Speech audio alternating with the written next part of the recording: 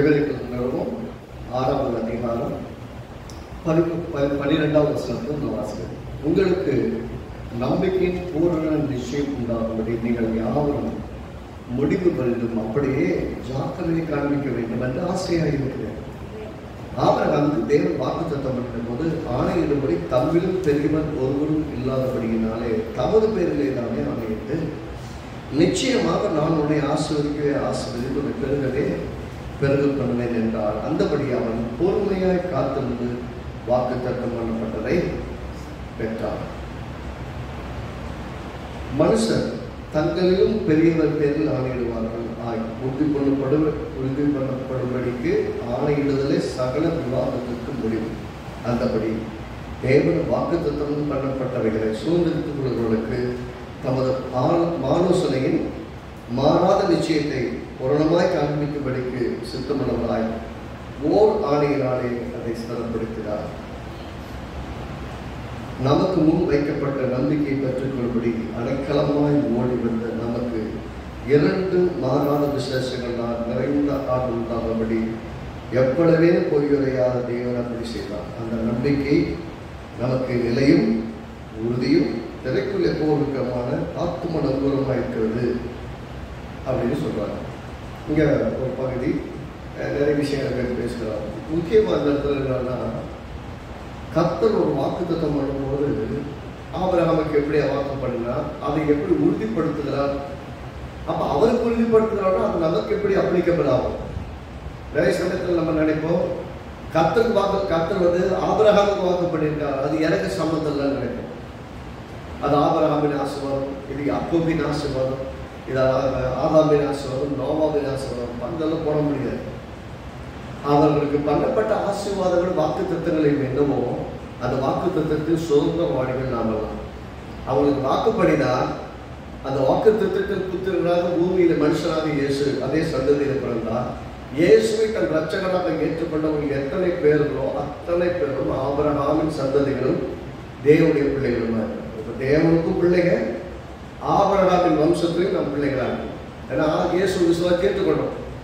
அவர் ஏற்றுக்கொண்டபடி எத்தனை பேர்களோ அத்தனை பேர்களுக்கும் தேவனுடைய பிள்ளைகளாகும்படி அதிகாரம் இருக்கு. அப்போ நமக்கு ஆபிரகாமின் வம்சத்தில் வருகிற இஸ்ரவேல் ஜனங்களுக்குரிய ஆசீர்வாதங்கள் எத்தனையோ அத்தனையும் நமக்கு உண்டு.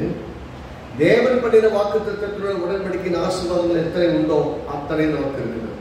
அப்போ விசுவாசி என்ன தெரியணும்னா, நான் ஆபிரகாமின் சந்ததியில பிறக்கல, அதனால் அது எனக்கு சம்பந்தம் இல்லை நினைக்கக்கூடாது. அதற்கும் எனக்கு உரிமை இருக்கு. இதெல்லாம் மேல சொல்லிட்டு வந்தவங்க கீழே சொல்றாரு, நமக்கு முன் வைக்கப்பட்ட நம்பிக்கையை பற்றி கொள்ளும்படிக்கு அடைக்கலமாய் ஓடி வந்த நமக்கு நம்ம எப்படி வந்தோமா, இயேசு அடைக்கலமா தேடி ஓடி வந்தோம். ஏசப்பா எங்களை காப்பாத்துறது. அப்படி ஓடி வந்தவங்களுக்கு நமக்கு 2 மாறாத விசேஷங்களால் நிறைந்த ஆறு உண்டாகும்படி எவ்வளவேனும் பொறியாத தேவன் அப்படி செய்தார். அப்ப அவளுக்கு மட்டும் படலப்பா, அவரை நம்பி வந்திருக்கீங்க இல்லையா, உங்களுக்கும் அதை கொடுத்திருக்காங்க. அப்போ நமக்கு தேவன் என்ன செய்திருக்கிறார் என்பது நமக்கு தெரியலன்னா இது மற்றவருடைய ஆசீர்வாதம், எனக்கு சம்மந்தம் இல்லை அப்படின்னு யோசிக்கிற மாதிரி நம்முடைய மனநிலை இருக்காது. அடுத்த பின்னாடி சொல்றது எபிரேயர் 6:19 அந்த நம்பிக்கை நமக்கு நிலையும் உறுதியும் துறைக்குள்ளாக போகிறதுமான ஆத்துமன தூரமாக இருக்கிறது. நல்லா யோசிக்கணும். ஆபிரகாமின் காலத்திலிருந்து, ஆதாம் ஏதேன் தோட்டத்தில் துரத்தி விடப்பட்ட காலத்திலிருந்து, இயேசு சிலுவையை மரித்து உயிரோடு எழுந்திருக்க வரைக்கும் அந்த மகா பரிசுத்த ஸ்தலத்தில் பிரவேசிப்பதற்கு யாருக்குமே வாய்ப்பு கொடுக்கப்படல. ஒரே ஒரு முறை, வருஷத்துல ஒரு முறை மட்டும் பிரதான ஆசாரியர் எல்லாருக்கும் பணி செலுத்தி தனக்காக பணி செலுத்திட்டு ஒரு முறை தேவனை போய் சந்திக்கலாம். எல்லாருக்காக ஒரு ஆள் மட்டும் எல்லாரும் போக முடியாது. ஆனா இன்னைக்கு பிதாவை இயேசுவின் நாமத்தில் வருகிறோம்னு சொன்னார். நம்ம பரலோக பிதாவிற்கு முன்பாக போய் நிற்கிறோம். நம்ம அந்த திரைக்குள் போவதற்கு 2 மாறாத விசேஷம். ஒண்ணு, இயேசுவின் சிலுவை மரணத்தின் மூலமாக நமக்கு கொடுக்கப்பட்டிருக்கிற மீட்பு. இன்னொன்று, ஆபிரகாமுக்கு பண்ணின வாக்குத்தத்தத்தில் அவர் மாறாதவராய் இருக்கிறார் என்ற நிச்சயம் நமக்கும் ஆத்துமனங்கூரமாக இருக்கு. எனக்கு நம்பிக்கை இருக்கு. ஆத்துமனங்கூரம் என் இருதயம் தேவனை நம்பி சார்ந்து கொள்ளலாம். ஏனென்றால் ஆபிரகாமுக்கு பண்ணின சொன்னதை நிறைவேற்றினாரா? நிறைவேற்றார். அப்படி ஆபிரகாமுக்கு நிறைவேற்றினார் என்றால் ஆபிரகாமுக்குள் என்னை மாசு வைத்திருக்கிறார். ஆகவே எனக்கும் இந்த வாக்குத்தத்தத்தில் உரிமை இருக்கிறது. நானும் அதனுடைய சுதந்திரவாளி. யாரும் நம்மள யாரு? சுதந்திரவாளி. சுதந்திரவாளினா யாரு? வாரிசுதாரர். நீங்க நம்மள யாருங்க? தேவனுடைய வாக்குத்தத்தத்துக்கு வாரிசுதாரர். அப்படின்னா ஒரு சொத்து இருந்தா சொத்துல வாரிசுதாரர் எத்தனை பேர் இருக்கோ அத்தனை பேருக்கு சம பங்கு. அதுபோக இயேசுவின் வாக்குத்தத்தம், இயேசு கிறிஸ்துவுக்குள் நமக்கு வாக்குத்தத்தங்கள் எல்லாம் சுதந்திரமாய் கொடுக்கப்பட்டிருக்குது. இதுல முக்கியமான என்னன்னா 14 வசனத்தை சொல்றாரு. ஆபிரகாமுக்கு தேவன் வாக்குத்தத்தம் பண்ணும்போது ஆணையர்கள் தம்மிலும் பெரியவன் ஒருவரும் இல்லாதபடியினாலே தமது பேர் மீது அவனை ஆணையிட்டார். அந்த 17 வசனத்துக்கு சொல்றாரு. அந்தபடி தேவன் வாக்குத்தத்தம் பண்ணப்பட்டது சுதந்திரத்துக் கொள்வதற்கு. எப்படி? யாருக்கு வாக்குத்தத்தம் பண்ணத? ஆபிரகாமுக்கு வாக்குத்தத்தம் பண்ணப்பட்டதை சுதந்திரத்துக் கொள்கிறவர்கள் யாரு? நாம. சுதந்திரத்துக் கொள்கிறவர்களுக்கு தமது ஆலோசனையில் மாறாத விஷயத்தை பரிபூர்ணமாய் காண்பிக்கும்படிக்கு சுத்தமுள்ளவராய் ஓர் ஆணையினாலே அதை சிறப்படுத்தினார். அப்படின்னா ஆபிரகாமுக்கு வாக்கு பண்ணினார். நாம் எல்லாம் போய் சுதந்திரிக்கிறவர்கள். சுதந்திரிக்கிறவர்களாகிய நமக்கு ஒரு மாறாத விஷயம் இருக்கு. ஏனென்றால் ஒருபோதும் பொய்யுரையாதது. 14 வருஷம் சொல்ற மனுஷர் தங்களின் பெரியவர் பெண்ணில் ஆணையிடுவார்கள். உறுதி பண்ணும்படிக்கு ஆணையிடுறது சகல விவாதத்துக்கு முடிவு. நேரத்தான பிள்ளைங்க ஏதாவது பண்ணிட்டாங்கன்னு என்ன கேட்போம்? சத்தியமா பண்ணுன்னு சொல்லு அப்படின்னு கேட்போம். இல்லை எதுலையாவது சத்தியம் பண்ணுமா? இல்லை பைபிளில் சத்தியம் ஏன் மேலே சத்தியம் பண்ணும்போம் சிசமே கேட்பாங்க மக்கள். அப்படி என்ன அர்த்தம்? அவன் சத்தியம் பண்ணிட்டான், ஓகே நீ உன்னை நம்புறேன். ப்ராமிஸ்ன்னு சொல்லிட்டாங்கன்னா ப்ராமிஸை நான் பண்ணலை அப்படின்னு சொன்னாங்கன்னா அவங்க உண்மையாக சொல்கிறாங்க அப்படின்னு நம்புகிறோம். ப்ராமிஸை நான் அதை செய்வேன் அப்படின்னு சொன்னாங்கன்னா அவங்க சொல்கிறபடி செஞ்சுருவாங்க அப்படின்னு நம்புகிறோம். ஆணையிடுதலை சகல விவாதத்துக்கு முழுவதும் சும்மா சண்டை போட்டே இருக்கிற விஷயம் கிடையாது. சொல்லிட்டாங்களா அதை ட்ரஸ்ட் பண்ணுறோம். கர்த்தர் அப்படிதான் ஆணையிடுதலை பெருமை பண்ணுறாருன்னா யாருமே இல்லை. ஆபிரகாமுக்கு ஆணையிடும் போது தன்னை விட பெரிய ஆள் யாரும் கிடையாது. பாருங்க, நல்லா கவனிக்கணும். ஆபிரகாம் மனுஷன், தேவன் வாக்கு பண்றாரு. தேவனை விட பெரிய ஆள் யாரும் கிடையாது. வானம் பூமி அது உள்ள எல்லா சிருஷ்டிப்பும் அவர் உண்டாக்கினது. அதன் மேல எல்லாம் சத்தியம் பண்ண முடியாது. ஏன்னா தன்னை விட பெரிய ஆள் ஒரு ஆள் மேல சத்தியம் பண்ணணும். கஷ்டப்பட்டார்னா தன் பேரில் தானே சத்தியம் பண்ண. என்னுடைய நாமத்தின் மேல என் மேல அவனுக்கு சத்தியமா உன்னை ஆசீர்வதிப்பேன். இப்படி சத்தியம் பண்ணி ஒரு மனுஷன் சொல்ல வேண்டிய அவசியம் முதல் விஷயம். இப்படி சத்தியம் பண்ணி சொல்லி அவனை நம்ப பண்ண வேண்டிய அவசியம் இருக்குதான். தேவனுக்கு அந்த நிமிஷம் நிர்பந்தமே கிடையாது. அவர் ஆசீர்வதிக்கலாம், ஆசீர்வதிக்காமல் போகலாம். ஆனால் அவர் ஆசீர்வதிப்பதில் உறுதியாக இருக்கிறார் என்பதை எப்படி மனுஷனுக்கு புரிய வைக்கிறது? மனுஷன் புரிஞ்சுக்கணும்னா சத்தியம் பண்ணி கொடுக்கல. அப்படின்னா சத்தியம் பண்ண வேண்டிய அவசியமே இல்லாத தேவன். அவர் சொன்னா செய்வாருங்கிற அளவுக்கு அவர் பெரிய தேவனா இருக்கிறாரு. ஆனா அவர் தாம் பேர்ல சத்தியம் பண்ணியிருக்காரா? நான் இன்னைக்கு உங்க வாழ்க்கையை பார்த்து கேட்கிறேன், நீங்க போற பாதை எவ்வளவு கடினம் என்பதல்ல, எவ்வளவு தேவைகள் மத்தியில், எவ்வளவு நெருக்கத்தின் மத்தியில், எவ்வளவு சவால் மத்தியில் போறீங்கிறது இல்லை. ஆனால் உங்களுக்கு வாக்கு பண்ணினவர் உண்மையுள்ளவராக இருக்கிறார். தன் பேரில் தானே சத்தியம் பண்ணி கொடுக்க தேவன் உண்மையுள்ளவராக இருக்கிறார். இன்றைக்கும் அவருடைய உயிருள்ள பிரசனத்துக்குள் தைரியமாய் நம்பிக்கையோடு டெய்லி போக முடியுதுன்னா அவர் அவ்வளவு நிஜமானவராக இருக்கிறபடியா உங்கள் வாழ்க்கை குறித்து அவர் சொன்ன வாக்கு தத்தங்களை நிறைவேற்றவும் அவர் உண்மையுள்ளவராக இருக்கிறார். அவர் உறுதியாக செய்வார். சில சின்ன விஷயங்கள் நமக்கு செய்யற அற்புதங்கள் இல்லை. நமக்கு பண்ணின வாக்கு தத்தத்தை அவர் உறுதியா இருக்கிறார். 1000 பேர் எதிராக வந்தாலும் சரி, 1000 பேர் தடுக்கணும்னு நினைச்சாலும் சரி, அத்தனை தடைகளை உடைத்து உங்களுக்கு நன்மை செய்ய வல்லவராக இருக்கிறார். யாரும் உங்க வாழ்க்கையை கெடுத்துட முடியாது, யாரும் உங்க வாழ்க்கையை அழித்திட முடியாது. அழிக்கிறது முயற்சி பண்ணலாம், 1000 முயற்சி பண்ணலாம். எப்படி ஒரு வாழைக்கண்ணு பார்த்தீங்கன்னா மரத்தை வெட்ட செய்ய துணுத்துங்க முளைச்சிக்கிட்டே இருக்கும். அது நிப்பாட்ட முடியுமா? வேர் உள்ள ஆழமா இருந்ததுன்னா நான் சொல்றேன், உங்களுடைய இதை எல்லாவற்றையும் பறித்து கொண்டே போகிறாங்க. எங்கிட்ட ஒண்ணுமே உடைக்க விட மாட்டேங்கிறாங்க, எல்லாத்தையும் வெட்டிட்டு போயிடறாங்கன்னா இன்னும் வேர் மண்ணில் தான் இருக்கும். அப்படின்னா கர்த்தருக்குள் உங்கள் இருதயம் ஸ்திரப்பட்டிருந்தால் நீங்கள் நிச்சயமாய் ஆசீர்வதிக்கப்பட்டிருக்கு. உங்கள் இடத்துல இருந்து ஆசீர்வாதத்தை திருட முடியாது. ஏன்னா கர்த்தருக்குள் நீங்கள் உறுதியாக இருப்பதை ஒன்று பண்ணவே யாரும் பிடிங்கியதை போட்டு போக முடியாது. நீங்க பாருங்க, இந்த வால் மரத்தை பிடிங்கியே போட்டு போனாலும் சரி அந்த பக்கம் சைடுக்கு போய் அதோட வளர்ச்சியை தடுக்கவே முடியாது. ஏன் என்று சொன்னால் கர்த்தர் அப்படியாக நமக்குள் ஜீவனா இருக்கிறார். நீங்க நமக்கு கிறிஸ்து இயேசு சொல்றாருன்னா, நான் திராட்சை செடி, நீங்கள் கொடிகள். அவர் செடி, செடி யாரும் கொடுக்க முடியாது. நம்மளாம் கொடிகள், அவர்களை இணைந்து இருக்கிறோம். நம்மளை யார் வெட்டி போட்டாலும் கூட கத்தரை தவிர வேறு யார் நம்மளை சுத்தம் பண்றதை தவிர வெளியே வெட்டுறது. அவருக்குள் நாம் கனிகளை கொடுப்போம். அவை கனி கொடுக்க முடியாத சவால்கள் இருக்கும். இங்க முக்கியமா இன்னைக்கு நம்ம போக்கஸ் பண்ண போறது என்னன்னா, கர்த்தர் ஆபிரகாமுக்கு வாக்கு பண்ணினார். சத்தியம் பண்ணும்போது தாம் பேர்லே சத்தியம் பண்ணிட்டார். ஏன்னா தன்னோட பெரிய ஆள் யாரும் கிடையாது. தாம் பேர்லே சத்தியம் பண்ணவர் தம்முடைய மாறாத நிச்சயத்தை என்னைக்கு சுதந்திரித்துக் கொள்ள போகிறவர்களாகிய நமக்கு, நல்லா புரிஞ்சுக்கணும், ஆபிரகாமுக்கு இல்லை. இந்த வாக்கு தத்தத்தை யாரெல்லாம் விசுவாசித்து என்னுடையது என்று சொல்கிறார்களோ அத்தனை பேருக்கும் மாறாத நிச்சயத்தை உண்டாக்கும்படி ஒரு வார்த்தையை நான் ஸ்திரப்படுத்தினார், ஒரு ஆணை நான் ஸ்திரப்படுத்தினார். அந்த ஆணை தன் பேரில் தானே ஆணை என்று ஸ்திரப்படுத்தினார். அதுக்கு தைரியமா நம்ம கட்டத்தை போய் கேட்கலாம், ஆண்டவரே நீர் ஆபிரகாமுக்கு இப்படி ஒரு வாக்கு தத்தம் பண்ணினீரே, நான் அந்த ஆபிரகாமின் சந்ததியா கிறிஸ்து இயேசுவுக்குள்ள சமத்துவம் கேட்கிறேன். இயேசு நாமத்தில் என்னை நீர் ஆசீர்வதிங்க, என்னை பெருகப்படும் சொன்னா, ஐயோ நான் எப்ப சொன்னேன், நான் ஆபிரகாமுக்கு சொன்னேன்னு தேவன் சொல்ல மாட்டார். ஆபிரகாமுக்கு உண்டான ஆசீர்வாதத்தை அப்படியே தான் சொல்றாங்க. ஆபிரகாமுக்கு உண்டான ஆசீர்வாதம் கிறிஸ்து இயேசுவுக்கு நமக்கு வரும்படிக்கு அப்படி ஆனால் அப்படின்னு வேதம் சொல்லுகிறது. ரோமர்கள் நிருபத்துல நம்ம திரும்ப இங்க நம்ம என்ன பார்க்க போறோம். ரோமர்கள் நிருபம்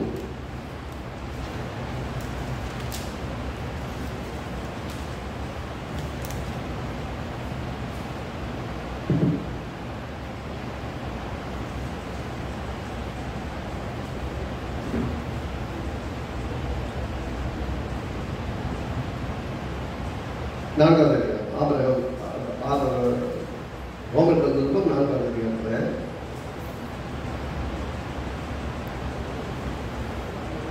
மூன்றாம் வசனம் வேத வாக்கியம் என்ன சொல்றது?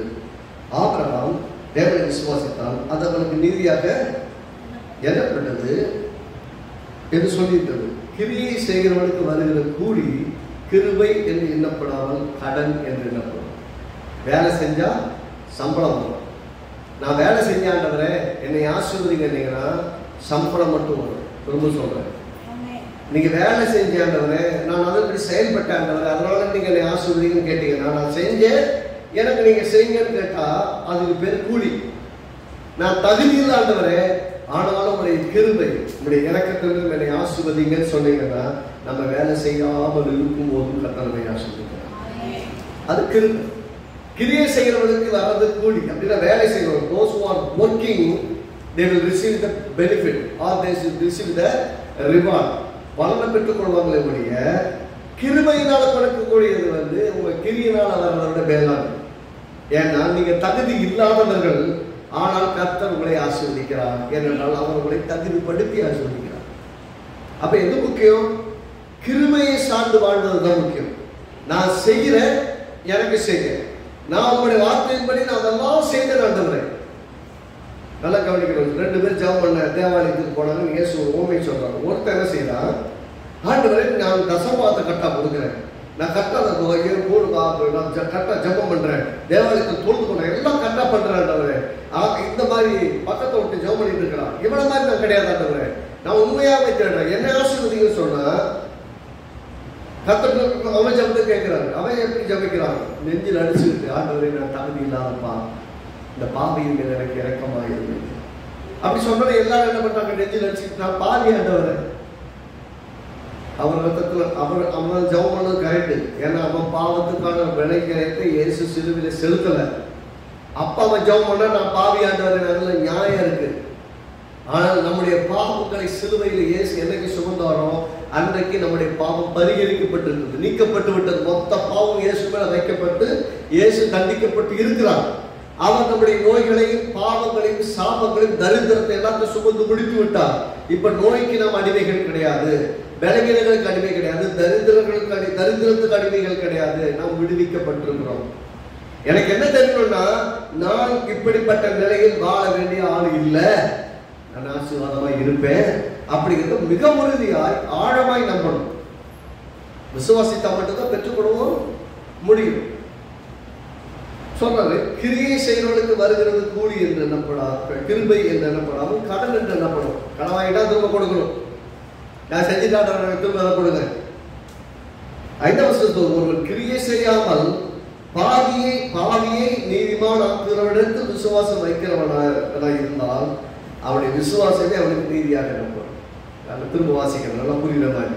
ஒருவன் கிரியை செய்யாமல், அதாவது இந்த வசனத்தை அதை வச்சு நான் அப்படி பண்ண இப்படி பண்ண செய்யாம பாவியை நீதிமானாக்குறவனிடத்தில் அப்படின்னா இயேசுவினிடத்தில் விசுவாசம் வைக்கிறவனாக இருந்தால், என்னை பாவத்திலிருந்து கழுவி பிள்ளையாக்கி இருக்கீங்க, நான் உங்களுடைய பிள்ளை, நான் பிள்ளையா இருக்கிற ஆண்டவரேங்கிற நிச்சயத்தோடு வருகிறவனிடத்தில் அவருடைய விசுவாசமே அவனுக்கு நீதியாக இருப்பான். அப்படின்னா விசுவாசித்ததுனால இப்போ அவன் செயலின் அடிப்படையில் அல்ல, அவன் விசுவாசத்தின் அடிப்படையில் ஆசீர்வதிக்கப்படுகிறான். அப்போ நான் கேட்கிறேன், நீங்க வேலை செஞ்சு ஆசீர்வதிக்கப்பட போறீங்களா இல்ல விசுவாசித்து ஆசீர்வதிக்கப்பட போறீங்களா? அதாவது விசுவாசத்து வேலை செஞ்சு அப்படின்னு சொல்லும் போது நான் வந்து வேலை ஒரு இடத்துக்கு போய் வேலை செய்யறது இல்லை ஆலயத்தை வேலை செய்யறது இதை பற்றியெல்லாம் நான் பேசலை. அதை பற்றி பைபிளும் வேதம் அதை பற்றி பேசலை. இங்க வேலை செய்வது என்பது விசுவாசத்தை நான் ஒரு வேலையை கூட செய்யறேன், அதனால என்னை ஆசீர்வதிங்க, நான் இதை செய்தேன், தசமா கொடுத்தேன், காணிக்க கொடுத்தேன், அங்க போனேன், இங்க போனேன், சுவிசேஷத்தை சொன்னேன், எல்லாரும் ரட்சிப்புகளை நடத்தினேன், அநேக ஆத்துமாக்களை ஆலயத்தை சேர்த்தேன், அதனால என்னை ஆசீர்வதிங்க. சாரி, 10 பைசா பெற எப்படிதான் ஆசீர்வதிக்கப்படணும்? இவை எல்லாவற்றையும் செய்த பின்பாக நீங்க போய் என்ன சொல்லணுமா? அப்போஸ்தலன் பவுல் சொல்கிறார், அப்பிரயோஜனமான ஊழியக்காரர்கள் நம்ம செய்ய வேண்டிய கடமையை செய்யணுமா? அது கடமை. ஏன்னா கர்த்தர் சொன்ன உலகத்துக்கு போய் சர்வ சுற்றிக்கும் சுவிசேஷத்தை பிரசங்கித்து ரட்சிப்புகளாக நடத்தி நான் உங்களுக்கு கற்பித்த கட்டளைகள் எல்லாம் அவங்களுக்கு போதியுங்கள், அவங்களெல்லாம் பின்பற்றி அவங்களுக்கு போய் சுவிசேஷத்தை சொல்லணும்.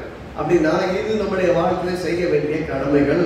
கடமையை வச்சுக்கிட்டு நான் என்ன பண்ண முடியாது, என்னை ஆசீர்வதி, நான் அதை செய்யலையாண்டவரே, இதை செய்யலையா, நான் திருத்தருவா அடைஞ்சு முடியும் செய்யலையா, எத்தனை ஆத்துமாக்கள் ஆண்டவரை பற்றி சொல்லியிருப்பேன், எத்தனை காணிக்கை கொடுத்திருப்பேன், எத்தனை ஊழியக்காரர்களுக்கு உதவி செஞ்சிருப்பேன், எத்தனை பேருக்கு நான் நன்மை செஞ்சிருப்பேன், என்னை ஆசீர்வதிக்கிறேன் ஆண்டவரே போய் கேட்டீங்கன்னா அந்த பக்கம் ஜெபமே தப்பு.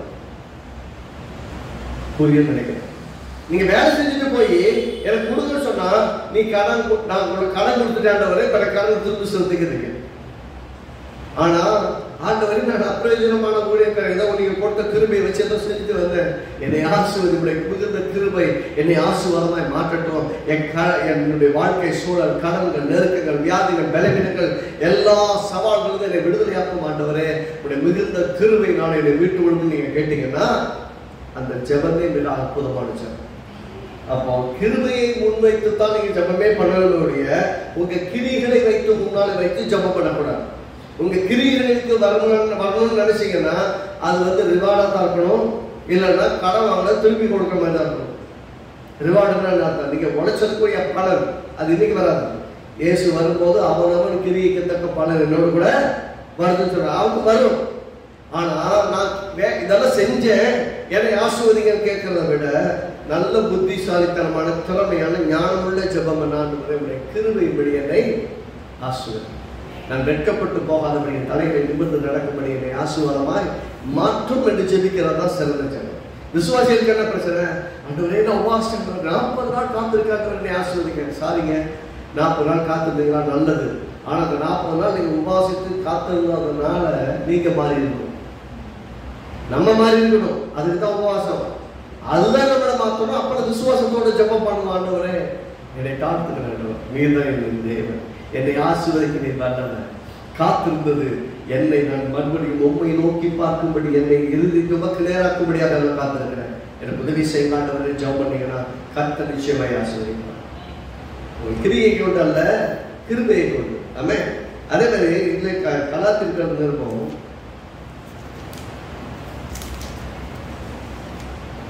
3ஆவது அதிகாரத்துல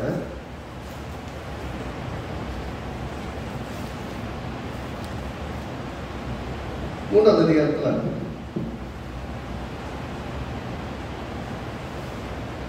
11 வசனம் வாசிக்கிறேன். கலாத்தியர்கள் 3ஆவது அதிகாரம் 11 வசனம். நியாயப்பிரமாணத்தினாலும் ஒருவனும் தேவனிடத்தில் நீதிமானாவது. அதான் 10 கட்டளைய கரெக்டா செஞ்சேன்னு சொல்றோம் ஒருத்தனும் தேவனுடைய பார்வை நீதிமான்கள் இல்லை. திரும்ப சொல்றேன், நான் 10 கட்டளைகளை கரெக்டாக கைப்பிடிச்சேன், அதனால நான் நீதிமான்னு சொன்னா உங்களை மாதிரி ஏமாந்து போட்டு வேற யாரும் கிடையாது. 10 கட்டளையை வச்சு நீங்க கல்லது கரெக்டாக செஞ்சுட்டீங்கன்னா அது கிடையாது. அது சொல்ல பாருங்க என்பது வெளியரங்கமாய் நியாயப்பிரமாணத்தினாலே ஒருவனும் தேவனுக்கு நீதிமானாகிறது இல்லை என்பது வெளியரங்கமாய் இருக்கிறது. ஏனெனில் விசுவாசத்தினாலே நீதிமான் பிழைப்பான் என்று எழுதியிருக்கிறது. அப்போ நியாயப்பிரமாணத்தை செய்வதனால் பிழைப்பதல்ல, வாக்கு தந்த மனிதவரை விசுவாசிப்பதனால் தான் பிழைக்கணும். அப்ப நான் பிழைக்கணும்னா நான் 10 கட்டளையை கைப்பிடிச்சதுனால பிழைக்கிறது இல்லை, இந்த 10 கட்டளையை விட மேலா இதை நிறைவேற்றி முடித்த இயேசுவை விசுவாசிப்பதனால் தான் நான் பிழைக்க முடியும். விசுவாசத்தினால் நீதிமான் பிழைப்பான் என்று எழுதியிருக்கிறது. அப்படின்னு அர்த்தம், நியாயப்பிரமாணத்தை செய்கிறவன் அல்ல, இயேசுவை விசுவாசிக்கிறவனே நீதிமான். ஆமென். அப்ப நியாயப்பிரமாணத்தை 10 கட்டளை நான் செஞ்சுட்டேன், என்னை ஆசீர்வதிங்க அப்படின்னா ஐஸ்வர்யவானாகிய ஒரு வாலிபன் இயேசுகிட்ட போய், ஆண்டவரே என்னை ஆசீர்வதிக்க, நன்மை செய்ய நான் என்ன செய்யணும், நான் பரலோகத்துக்கு வர என்ன செய்யணுங்கிற 10 கட்டளையும் செய்வாயாகிறான். அவன் சொல்றான், அதை நான் சின்ன வயசுலேருந்தே செய்யறேன். அவங்க வீட்டில் பயிற்சி கொடுத்துருக்குறாங்க. அப்படியா? ஆனாலும் உங்ககிட்ட ஒரு குறையேன், நான் எல்லாத்தையும் செஞ்சேன்னு அவன் போய் சொல்றான். அவன் இருதயத்தை பொறுத்தவரை 10 கட்டளை கடைபிடிச்சிருக்கேன், அதை அவன் தெரிஞ்சது சொல்றான். ஆனா கத்த சொல்றான், ஆனாலும் ஒரு பேரில் எனக்கு ஒரு குறைங்கிற மாதிரி உனக்கிட்ட இன்னும் ஒரு குறை இருக்கு. என்ன செய்யணும்? எல்லாத்தையும் விற்று தரித்திரத்து கொடுத்துட்டு என் பின்னாடி வாங்கிறான். ஐஸ்வர்யவானா இருக்கிறான், பணக்கார பையன், வாலிபன் வேற, காசெல்லாம் விற்று கொடுத்துட்டு என் கூட என் பின்னாடி பாருங்க. எங்க கூட இருக்கவங்கலாம் பார்த்துட்டு யாரு? அண்ணாட கட்சி மாதிரி தான். கூட இருக்கவங்க எப்படி இருந்தான்? காசு பையமா சும்மா சுத்தி தலையில சுவிசேஷத்தை சொல்லிட்டு போறாங்க, இயேசு போறாங்க, கூடயே போறாங்க. ஆனா காசை சுமக்கிறதுக்கு யூதாஸ் காரியத்துக்கு ஒருத்தர் கூட போயிட்டு இருக்கிறான். காசெல்லாம் வாங்கி அவன் தான் மேனேஜ் பண்றான். சாப்பாடு வாங்குறதோ எது பண்றதோ எல்லாமே அவன் தான் பார்த்துக்கிறான். ஆனாலும் இவர்கள் இருக்கிறதெல்லாம் வித்துட்டு விட்டு போற அளவுக்கு ஒருத்தான் யோசிப்பாங்கல்ல, இந்த அந்த அளவுக்கு வேல்யூபிளான இவர் நம்மள என்ன போய் இந்த சொத்தோட பெரிய சொத்து சம்பாதிச்சு கொடுப்பாருன்னா பின்னாடி போவான். இவர் பின்னாடி எப்படின்னா போறதுன்னு நினைச்சிட்டு இல்லாதவரே நான் கிளம்புறேன் அப்படின்னு சொல்லி போயிடான். அப்படி என்ன அர்த்தம்? அவன் என்ன சொல்ல வர்றதுன்னா 10 கட்டளை கற்பனையை நிறைவேற்றினேன்னு சொல்லுகிறான். அவனுடைய இருதயத்துல இச்சையா திருப்பாயாகிய ஒரு கட்டளையை இன்னும் நிறைவேற்ற முடியாத தடுமாற்றம் அவனுக்குள்ள இருக்கு. பணத்து மேல அவன் அதிக இச்சை கொண்டிருந்தபடியா, அதாவது இயேசுவை விட, இயேசுவோடு வாழ்வதை விட எனக்கு பணம் முக்கியம் நினைச்சா. பார்த்தீங்களா? பணம் தேவை என்ன யோசிச்சால அப்படின்னா, என்னிலும் அதிகமாய் எதன் பேரிலாகிலும் ஒருவன் அன்பாய் இருந்தால் அவன் எனக்கு பாத்திரமே இல்லைன்னு சொல்லியிருக்காரு. அப்படின்னா எல்லாரையும் வெறுத்தரும் சொல்லுங்க. குடும்பத்தை வெறுத்துருங்க, கணவன் மனைவி வெறுத்துருங்க, பிள்ளைகளை வெறுத்துருங்க, தொழிலை வெறுத்துருங்க, வருமானத்தை வெறுத்துருங்க, வாழ்க்கை வெறுத்துருங்க. காசு இயேசு போதிக்கல. என்ன சொல்றதுன்னா, அவரை வைக்க வேண்டிய இடத்தில் வேற எதையும் வைக்காதீங்க. இயேசு வைக்க வேண்டிய இடத்துல இயேசு இருக்கணும். வாழ்க்கையில முதலாவது ஸ்தானம் எப்போது இயேசு. அவர் தான் உயர்ந்தவர், அவர் தான் இந்த வாழ்க்கையின் ஆதாரம், இந்த உயிருக்கே அவர் தான் ஆதாரம். அப்படின்னா யார் தெரியாது அப்படின்னா, இந்த உயிருக்கு இருக்கிறதுனால தான் நமக்கு பிள்ளைகளை கொடுத்திருக்கிறார், வேலையை கொடுத்திருக்கிறார், உழைப்பை கொடுத்திருக்கிறார், கணவனை கொடுத்திருக்கிறார், மனைவியை கொடுத்திருக்கிறார், பிள்ளைகளை கொடுத்திருக்கிறார், எல்லா சூழலை கொடுத்திருக்கிறார். இன்னைக்கு உயிரோடு இருக்கிறனால வந்து உட்கார முடியுது இல்லையா? அப்படின்னா இந்த உயிரையே நமக்குள் வைத்திருக்கிறவரும் இந்த உயிரை காப்பாற்றி கொண்டு இருக்கிறோமாங்க இயேசுதான் எல்லாத்தோட பெரியவர். அப்ப அவரை எதை வச்சு ரீப்ளேஸ் பண்ணாதீங்க. வாழ்க்கை சவால்களான சூழ்நிலைக்கு போகும்போது இந்த இயேசு எனக்கு ஒண்ணுமே செய்யல அப்படின்னு போன விஷயம் கிடையாது. அவர் தான் நம்முடைய வாழ்க்கையின் ஆதாரம். அவர் நிச்சயமாக ஒருத்தர் கூட கைவிட்டதில்லை, கைவிடவும் மாட்டார். இங்க நியாயப்பிரமாணத்தை நான் செஞ்சேன் அப்படி சொன்னவங்க கிட்ட சொல்றாரு, ஆனாலும் இச்சை ஒண்ணு உங்ககிட்ட இருக்குப்பா, பணத்து மேல இன்னொரு பற்று இருக்கு, விற்று கொடுத்துட்டுவான்னு சொன்னோன்னே இல்ல இல்ல எனக்கு அதான் வேணும்னு போயிட்டான். 10 கட்டளை நிறைவேற்ற சொன்னவனுக்குள்ள இச்சையாது இருப்பாய் ஆகியங்கிற கட்டளை நிறைவேறது அவனுக்கு நல்லா தெரியல, இப்பதான் தெரியுது. கூட பணம் கேட்கிற ஆண்டவரை இப்படி போயிட்டானே, யார் அவனை ரசிக்கப்படணும்? மனுஷனால் கூடாதான் தேவனால் கூட. இப்படிப்பட்ட ஆட்களையும் கத்தரால் திருப்ப முடியும். பணமெல்லாம் ஒன்றும் கிடையாது ஒரு காலத்தை காமிச்சு இயேசுதான் எனக்கு வேணும், தேவன் தான் எனக்கு தேவை, எல்லாத்தையும் விட்டு உதறிட்டு கத்தரை பற்றி கொண்டு வாழ்வதற்கும் எல்லாத்தையும் விட்டுட்டு வர்றதில்லை. அதை விட பிரதானமா சகை வீட்டில் சொன்னார், இன்றைக்கு இந்த வீட்டில் ரசிப்பதிலேயே இயேசுவை தேடினா இயேசு வீட்டுக்கு வரேன்னு சொன்னாரு. வீட்டுக்கு கூட்டு போனோடனே இயேசு ஒரு வார்த்தை பேசல. அவன் சொல்றான், யாரிடத்தெல்லாம் அநியாயமாய் வாங்கியிருந்தாலும் அதை நாளுக்கு திரும்பி தருகிறேன். அல்லேலூயா. அங்கதான் டிரான்ஸ்ஃபர்மேஷன் நடக்குது. இப்போ பணத்தின் மேல அவனுக்கு இச்சை இல்லை. என் வீட்டுக்கு வந்திருக்கிற இந்த இயேசுவின் மூலமாக எனக்கு ஆசீர்வாதம். இவர் எனக்கு தேவையை முடிவு பண்ணிட்டேன். அதனாலதான் என்னெல்லாம் தப்பா இது வரைக்கும் பண்ணோம்னா எல்லாத்தையும் நான் திரும்பி கொடுத்துருவேன். அநியாயமா வாங்கிதான் நான் 4 மடங்கா கொடுத்துருவேன்னு சொல்றான். அதுதான் உண்மையான ரட்சிப்பு. பணத்தை முக்கியத்துவப்படுத்தல, கர்த்தரை முக்கியத்துவப்படுத்துறான். நான் கேட்கிறேன், அந்த அதே பட்டணத்துல ரோட்ல பிச்சை எடுத்துட்டு போயிட்டான்னு சொல்லி இருக்கிற வேதத்துல நிச்சயமாக அவரை கையாண்டு விட்டுக்க மாட்டான். ஆசீர்வாதமாக வைத்திருப்பார். ஏன்னா அவன் தேவனாகிய கர்த்தரை அறிந்து கொண்டான், ரட்சகரை அறிந்து கொண்டான். அவன் நிச்சயமாக ரட்சிக்கப்பட்ட ஆசீர்வாதமா வாழ்ந்திருப்பான். ஒரு நாள் நடக்கிற விஷயம் கிடையாது. ஆனால் இன்றைக்கு இந்த வீட்டுக்கு ரட்சிப்பு வந்ததுன்னா அப்ப என்னன்னா, பற்றுதல் கர்த்தர் மேல் இருக்குமானால் அந்த வீடு மேல் ரட்சிக்கப்பட்டது. பற்றுதல் கர்த்தர் மேல இல்ல, நம்முடைய பிரச்சனை மேல, தேவைகள் மேல, பொருளாதாரத்து மேல, கணவன் மேல, மனைவி மேல, மற்றுள்ள காரியங்கள் மேல இருக்கிறவங்க வைக்கிறோம்னு சொன்னா நம்மளை சீர்தூக்கி பார்க்கணும். நம்ம எதை பார்க்கிறோம், எதை போக்கஸ் பண்றோம், எதை நம்ம நம்புறோம், எதை பற்றி கொண்டு இருக்கிறோம். அந்த பற்றி கொள்ளுகிறதுல தடைகளும் சவால்களும் இருக்கிற வரைக்குமே நம்மளால சக்சஸ்ஃபுல்லா வாழவே முடியாது. அப்ப இங்க சொல்லும்போது நியாயப்பிரமாணத்துல ஒருவனை நீதிமானாகிறது இல்லை என்று வெளியரங்கமா இருக்கிறது. ஏனெனில் விசுவாசத்தினாலே நீதிமான் பிழைப்பான் என்று எழுதியிருக்கிறது. நியாயப்பிரமாணமோ விசுவாசத்திற்கு உரியது அல்ல. கலாத்தியர் 3:12 ரொம்ப அருமையா சொல்லுது. நியாயப்பிரமாணமோ விசுவாசத்திற்கு உரியது அல்ல. நியாயப்பிரமாணத்தை செய்யணும், விசுவாசிக்க கூடாது. நியாயப்பிரமாணத்தை விசுவாசிக்க கொடுக்கல, இதை செய்யுங்கிறாரு. செய்ய முயற்சி பண்றாங்க. செய்ய முயற்சி பண்ணவெல்லாம் தோத்து போறான். தோத்து போகும்போது கத்தட்டு போய் நிக்கிற ஆண்டவரே, நான் பாவி, என்னால நீங்க கொடுத்த கட்டளையெல்லாம் கரெக்டா ஃபாலோ பண்ண முடியல, எனக்கு உதவி செய்யுங்கன்னு போய் நிக்கிறான். உதவி செய்ய போய் நிற்கும் போது என்ன பண்றாரு, சரிப்பா நீ ராசாரிட்டப்போ உன்னுடைய பாவத்துக்காக ஒரு பலியை செலுத்துவான், நான் உன்னை நீதிமானாக ஏற்றுக்கொள்கிறேன். ஏன்னா பாதியில் போய் நிற்கிறவனுக்கு ஒரு ஆட்டை எடுத்து பலியிட சொல்கிறார். பலியிடப்பட்ட பின்பாக அவன் ரத்தத்தின் மூலமாய் இவரை தன்னிடத்தில் ஒப்புரவாக்கி கொள்ளுகிறார், அல்லது நீதிமானாக அங்கீகரித்துக் கொள்ளுகிறார். நீதிமானாய் முற்றிலுமாய் மாற்றுவதில்லை. நல்ல கவனிக்கணும். அன்னைக்கு ஆடு சிந்தின ரத்தம் இந்த மனிதரை தேவனிடத்தில் வருவதற்கு வழியைத்தான் உண்டாக்கிறது. இயேசு சொல்கிறாரு, நானே தேவாட்டுக்குட்டி, நானே உங்களுக்கு வழி, நானே உங்களுக்கு வாசல். என்னை விசுவாசிக்கிறவன் எவனும் கெட்டு போக மாட்டான், என்னை எல்லாம் ஒருவனும் பிதாகிட்டையும் வரமாட்டான். என்னை விசுவாசித்தவன் மரித்தாலும் பிழைப்பான், மறியாமலும் உயிரோடு என்றைக்கும் இருப்பான்னு சொல்றாரு. அப்படின்னா இந்த இயேசு அந்த ஆடு அவனுக்காக பலியிடப்பட்டதை போல நான் நியாயப்பிரமாணத்தை செய்ய முயற்சி பண்ணேன், நான் தோற்றுட்டேன், எனக்கு உதவி செய்யுங்கன்னு வந்து நினைக்கும் போது அவனுக்காக ஆடு பலியிடப்பட்டது பழைய ஏற்பாட்டு காலத்துல. இப்பொழுது நமக்காக இயேசு தன்னையே பலியாய் கொடுத்திருக்கிறார். அதை விட வெளியேறப்பட்ட பரிசுத்தம் தொட்டிருக்கிறது. அந்த ரத்தத்தை பிதாவினுடைய சமூகத்தில் போய் செலுத்தி இருக்கிறார். மனிதன் நியாயமாய் கொலை செய்யப்பட வேண்டும் என்ற சட்டம் தேவனால் உண்டாக்கப்பட்டது. பாவம் செய்கிற மனுஷன் சாகணும், அதான் தேவனுடைய தீர்மானம். நாம சாகக்கூடாது என்பதற்காக தங்கள் குமாரனையாக இயேசுவை இந்த பூமியில் அனுப்பினார். இயேசு வார்த்தையா இருந்தவர் மனுஷனாய் பூமிக்கு வந்தார். மனுஷ சரீரத்தை எடுத்துக்கொண்டு வந்தார். வந்த அந்த மனுஷ சரீரத்திலே மனிதனுடைய பாவத்திற்கான தண்டனையை அணிகளை பெற்றார், உபாதைகளை பெற்றார், நோய்களை சுமந்தார், உயிரையும் சிலுவையிலே கொடுத்தார். மரித்து பாதாளம் வரைக்கும் போனார். நாம போக வேண்டிய இடத்துக்கு, ஏன்னா நம்ம பாதாளத்துக்கு போகக்கூடாது என்பதற்காக அவர் உயிரோடு இருந்த போது உன்னதங்களை பிதாவோடு உட்கார்ந்தார்.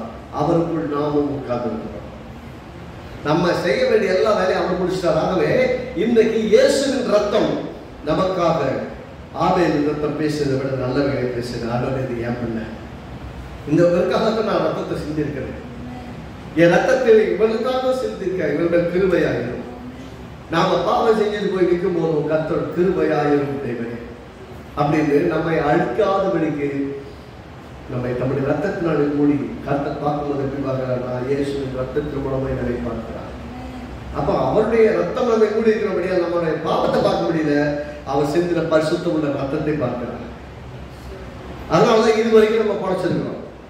அதனால நிறைய பேர் நம்ம பாவம் செஞ்சுக்கிட்டே இருக்கோம், கத்தை காப்பாற்றிட்டே இருக்கிறார், பாவம் செஞ்சுக்கிட்டே இருக்கலாம் அப்படின்னு நினைக்கிறாங்கன்னா இருக்கிற அடிமுட்டால் தான் இறக்கப்படலை.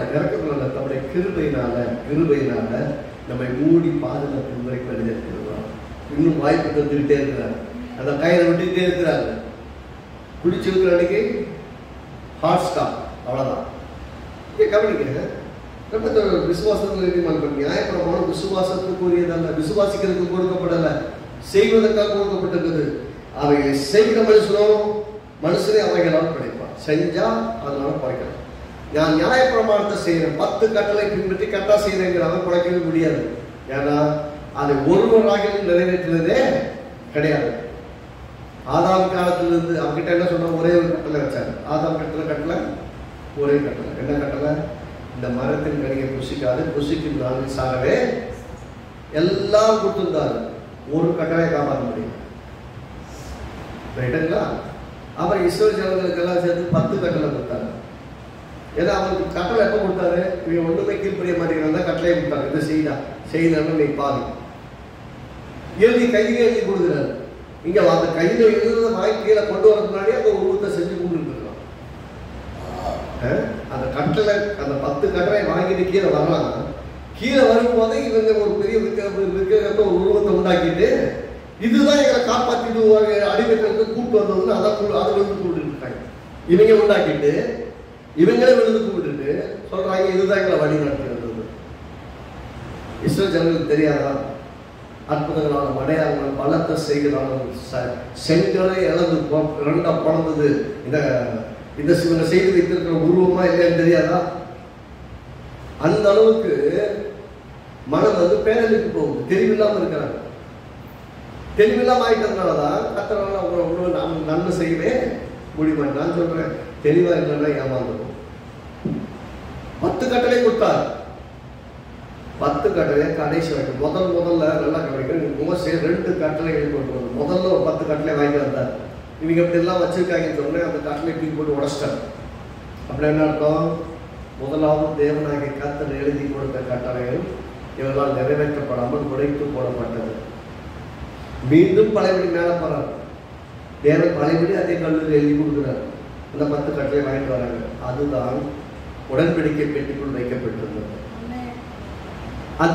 அந்த கல் உடைக்கப்பட வேண்டும். கரெக்டா சொல்லணும்னா, மக்கள் முடித்து போட்ட ஒரு உடன்படிக்கை இருக்கிறது. அந்த கர்த்தருடைய கட்டளை இருக்கிறது. அது பழைய உடன்படிக்கை கட்டளை உடைக்கப்படாமல் உடன்படிக்கை பெட்டியில் வைக்கப்பட்டிருக்கிறது. ஆண்டவராகிய இயேசு நியாயப்பிரமாணத்தின் 10 கட்டளை நிறைவேற்றி நமக்காக பூரணப்படுத்தி தேவ சமூகத்தில் போவதற்கான எல்லாவற்றையும் ஏற்பாடு பண்ணி கொடுத்தாரு. அந்த இன்னொரு கட்டளையினுடைய நிறைவேறுதல் தான் ஆண்டவராகிய இயேசு. இந்த கட்டளை நிறைவேற்றப்பட்ட கட்டளை. இந்த 2வது எழுதி கொடுத்த கட்டளை இயேசு முழுமையாக நிறைவேற்றினார். அவரை போல நிறைவேற்ற யாரும் கிடையாது. அவருக்குள்ள நாம் இருக்கோம்னா நல்லா கவனிக்கணும். அவர் இன் கிரைஸ்ட்ங்கிறது பெரிய கான்செப்ட். நான் கர்த்தருக்குள்ள இருக்கிறேன் அப்படின்னு புரிஞ்சிச்சுன்னா, எனக்காக இயேசு எல்லாத்தையும் நிறைவேற்றி இருக்கிறார். அவருக்குள்ள நான் இருக்கிறேன். என் கர்த்தர், என் தேவன் என்னை பார்க்கும்போது எப்படி பார்ப்பார்? இயேசுவின் மூலம் பார்ப்பார். நான் கட்டளை நிறைவேற்றாதவன் பார்க்க மாட்டாரு. நிறைவேற்றின கிறிஸ்துவுக்குள்ள என்னை பார்க்கறதுனால அவருடைய குமாரனுடைய முகத்தை பார்க்கும்போது என் குமாரன் எல்லா கட்டளையும் நிறைவேற்றினார். அந்த குமாரனுக்குள் நாம் இருக்கிறபடியால நம்மையும் கர்த்தராகி இருக்கிறார். ஆமென். அவர்கள் 10 கட்டளை நிறைவேற்றினோம்னா 10 கட்டளை நிறைவேற்ற வேண்டாம்.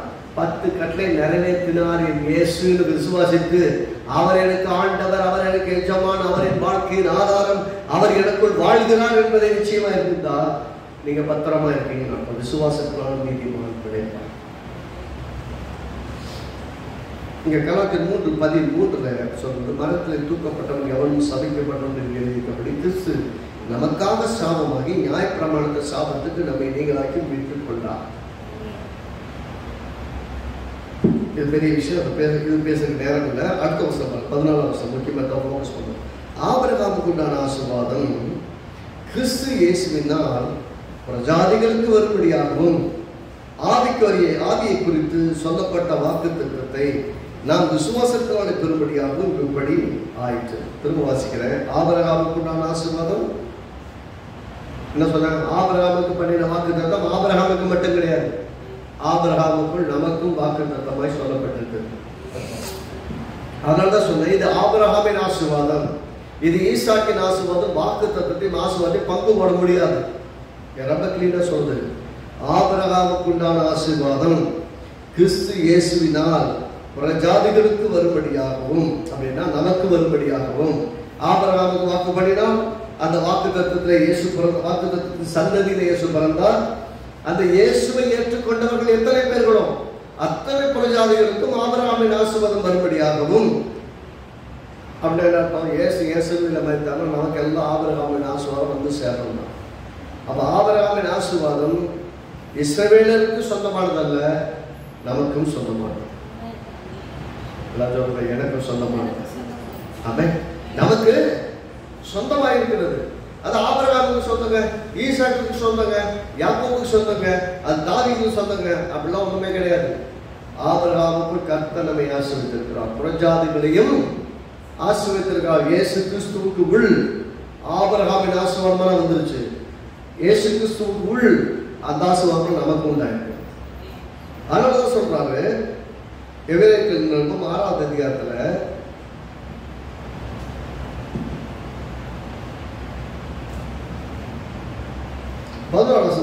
நீங்கள் அசதியாய் இராமல், எல்லாம் சொல்லுங்க, நீங்கள் அசதியாய் இராமல் வாக்குத்தத்தமான ஆசீர்வாதங்களை விசுவாசத்தினாலும் நீடிய பொறுமையினாலும் சுதந்திரத்துக் கொள்வதை பின்பற்றுகளாக இருந்து. என்ன சொல்ற? விசுவாசத்தினால நீடிய பொறுமையினால. பார்ப்பாங்க, வாக்குத்தத்தம் கொடுக்கப்பட்டிருக்குது நமக்கு. நம்ம அதை சுதந்திரிக்க வேண்டும். அதுக்கு பின்னாடி நம்ம இது பார்த்தோம்னா 14 நிச்சயமாக நான் உன்னை ஆசீர்வதிக்க பெருகவே பெருக பண்ணுவேன் என்று ஆபிரகாம் சொன்னாங்க. அந்தபடியே அவன் பொறுமையாய் காத்திருந்து வாக்குத்தத்தம் பண்ணப்பட்டதை பெற்றான் என்று சொல்றது. மனுஷர் தன்னிலும் பெரியவர் பேரில் ஆணையிடுவார்கள், உறுதி பண்ணப்படும்படிக்கு ஆணையிடுவது சகல விவாதத்திற்கு முடிவு. அந்தபடி தேவனும் வாக்குத்தத்தம் பண்ணப்பட்டவைகளை சுதந்திரித்துக் கொள்வதற்கு தமது ஆலோசனையின் மாறாத நிச்சயத்தை பரிபூர்ணமாய் காண்பிக்கும்படி சித்தமுள்ளவராய் ஓர் ஆணையினாலே ஸ்திரப்படுத்தினார். நமக்கு முன் வைக்கப்பட்ட நம்பிக்கை பற்றி கொள்ளும்படி அடைக்கலமாய் ஓடி வந்த நமக்கு, புறஜாதிகளாகிய நமக்கு 2 மாறாத விசேஷங்களாக நிறைந்த ஆறுதல் உண்டாகும்படி எவ்வளவேனும் பொய்யுரையாத தேவன் அவர் அப்படி செய்தார். அந்த நம்பிக்கை நமக்கு நிலையும் உறுதியும் திரைக்குள்ளாக போகிறதுக்குமான ஆத்ம நங்கூரமாயிருக்கு. தைரியமா கத்துட்ட போக முடியும் என்ற வழியை, வாசலை இயேசுவின் மூலமாய், இயேசுவின் ரத்தத்தின் மூலமாய் நமக்கு திறந்திருக்கு. சொன்னபடி பார்த்ததுல ஆபிரகாமின் ஆசீர்வாதத்தை சுதந்திரித்துக் கொள்வதற்கு நான் எதையாகிலும் செய்ய வேண்டும் என்று சொன்னால், நீங்க எதையும் செய்ய வேண்டியதில்லை, எனக்காக இயேசு எல்லாவற்றையும் செய்து முடித்தார் என்று விசுவாசித்து, நான் ஆபிரகாமின் ஆசீர்வாதத்துக்கும் சொந்தக்காரன் என்று விசுவாசித்து, அந்த வாக்குத்தத்தத்தை விசுவாசத்தோடும் நம்பிக்கையோடும் தன் பேரில் தானே ஆணையிட்ட தேவன் மேல் கொண்டிருக்க நிச்சயத்தோடு நீங்கள் தேடினால் நிச்சயமாகவே நீங்கள் ஆசீர்வதிக்கப்படுவீர்கள். விசுவாசத்தினால் நீதிமான் பிழைப்பான். அப்ப நான் விசுவாசத்தினால்தான் படைக்கணும், நான் கண்டதெல்லாம் வச்சு படைக்க முடியாது. தேவன் பண்ணின வாக்குத்தத்தம், கேசுவுக்கு பண்ண வாக்குத்தத்தம் நியாயப்பிரமாணத்தை செய்யறதுனால பெறுவதல்ல, இயேசுவை விசுவாசிக்கிறதுனால கிடைக்கும் ஆசீர்வாதம். நான் வேலை செஞ்சேன், என்னை ஆசீர்வதிக்கன்னு சொன்னா அது கடன் கொடுத்துட்டேன், கடன் திரும்ப கொடுக்காண்டவரேன்னு கேட்குறீங்கன்னு அர்த்தம். நீங்க கடன் கொடுத்து கடன் வாங்கின மாதிரி கேட்கக்கூடாது. ஆண்டவருடைய கிருபை என்னை பெரியவனாகட்டும், என்னுடைய ஆசீர்வாதத்தை என்னை நிரப்பும், என்னை நன்மை நான் நிரப்பும் அப்படின்னு நீங்க விசுவாசத்தோடு ஜபித்தால், நம்பினால், பற்றி கொண்டால், கர்த்தர் நிச்சயமாகவே உங்களை ஆசீர்வதித்து உங்களை பெருகவே பெருக செய்வார். இப்ப இருக்கிறத 1000 மடங்கு நீங்கள் பெருகு.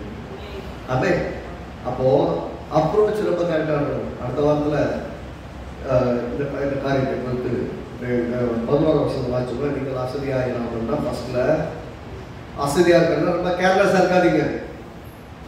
அப்படின்னா என்ன, கேர்ஃபுல்லா இருக்கணும். எதை பத்தி? வாக்குத்தத்தமான ஆசீர்வாதங்களை விசுவாசத்தினாலும் நீதிய பொறுமையினாலும் சுதந்திரத்துக் கொள்வதை பின்பற்றப்படாயிருந்து அப்படின்னு சொல்றாரு. அப்படின்னா யாரெல்லாம் விசுவாசத்தினாலும் நீடிய பொறுமையினாலும் காத்திருந்து வாக்குத்தத்தங்களை சுதந்திரத்து கொண்டாங்களோ அவங்கள முன்னாடி மாதிரியே வைங்க. தோத்து போன நான் நிறைய பசங்க பார்த்தீங்களா, இந்த ஸ்கூலில் படிக்கிற பசங்க யாரோட கம்பேர் பண்ணுவீங்கன்னா தன்னோட கம்மியாக மார்க் எடுக்கிறவங்களை காமிக்கிறாங்க. இவெல்லாம் சரியாகவே மார்க் எடுக்கல. என் ஃப்ரெண்டு தான், அவனோட நான் 4வது மார்க் எடுத்துருக்கேன். என்னைக்காவது அந்த பசங்க தன்னோட அதிகமான மார்க் எடுத்தவங்களை பார்த்து என்னை விட அவங்க நிறைய மார்க் எடுத்திருக்காங்க, நான் கம்மியாக எடுத்திருக்கேன், இவங்களை மாதிரி நானும் நிறைய எடுக்கணும்னு என்னைக்கு அந்த பிள்ளைங்க கம்பேர் பண்ணுறாங்களோ அன்னைக்கு தான் அவங்க ஃபோக்கஸ் கரெக்டாக இருக்கணும். தன்னை விட கீழே இருக்கவங்களோட கம்பேர் பண்ண, இந்த ஆசீர்வாதத்தை பெறாதவங்களோட கம்பேர் பண்ணாதீங்க. ஆசீர்வாதத்தை பெற்று அனுபவித்துக் கொண்டு போன பாருங்க. உங்களோட கூட அவர்களும் இயேசுவை விசுவாசித்து இயேசுவினால் ஆசீர்வதிக்கப்பட்டு கொண்டிருக்கிறவர்கள் தான். அவனை தேவன் ஆசீர்வதிக்கிறார்கள் சொன்னால் உங்களையும் நிச்சயமாய் ஆசீர்வதிப்பார். அந்த விசுவாசத்தோடு அவங்களை நோக்கி பாருங்கள். விசுவாசத்தோடு கூட கத்தருக்குள் நில்லுங்கள்.